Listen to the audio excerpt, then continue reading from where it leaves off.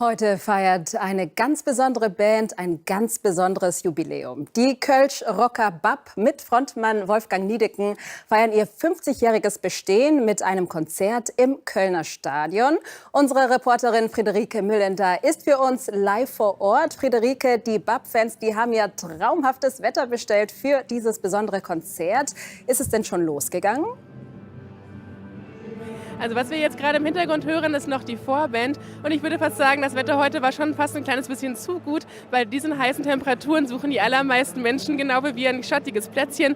Man sieht es auch hinter mir, da wird sich noch mal eingedeckt mit Getränken. Da gibt es auch noch mal ein bisschen was zu essen. Und die Leute kommen hier alle ganz, ganz gemächlich mit rein zu diesem so sehr besonderen Konzert.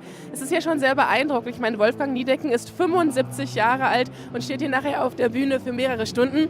Und hier vorne ist auch noch eine relativ lange Schlange. Da gibt es nämlich noch den Merchandise zu kaufen für diese Tour. Also wer heute noch kein T-Shirt mit dabei hat, zu den wenigen Leuten, der kann das hier noch machen.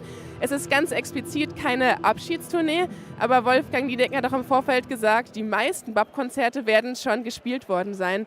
Deswegen ist hier bei all der großen Vorfreude auch ein ganz kleiner Hauch Wehmut mit dabei.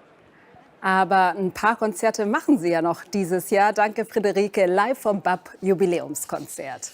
Aber viele im Westen werden das Spiel verpassen, weil sie nämlich lieber ihre Band feiern.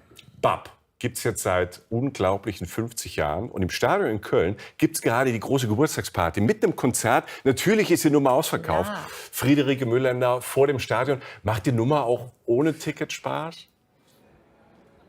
Ich würde sagen schon, weil man kann sich ja einfach selber eine Matte mitbringen oder einen Stuhl und sich hier gemütlich hinsetzen. Und ja, die Sonne scheint und blendet vielleicht noch ein bisschen, aber die Temperaturen sind mittlerweile wirklich angenehm. Und ich würde sagen, ich habe hier eine Freundesgruppe gefunden, die wahrscheinlich mit Abstand das allerbeste Picknick haben, was ich jemals gesehen habe, was jemand mitgebracht hat. Wir haben hier Käse- und Brotvarianten und sogar ein eigenes Holzbrett. Wer von Ihnen ist denn für dieses Holzbrett verantwortlich? Ich, weil ein bisschen Holzbrett ist ein bisschen Stiel. Und jetzt gucken sich mal die Leute hier an. Haben die Stiel oder nicht? Ja, ja. Sie auf jeden Fall. Jetzt gibt es eine Pulle Cremant hier. Gibt es denn einen Song, auf den Sie sich heute ganz besonders freuen? Ja, Du kannst zaubern. Ah, das war schön. Ende der 70er Jahre.